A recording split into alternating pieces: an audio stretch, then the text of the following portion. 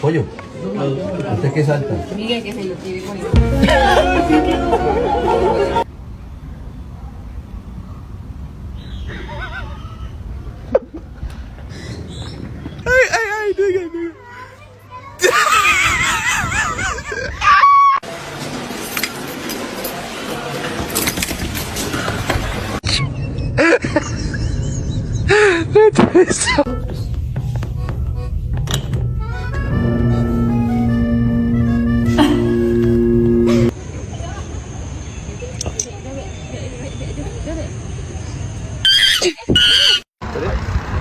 Sarap.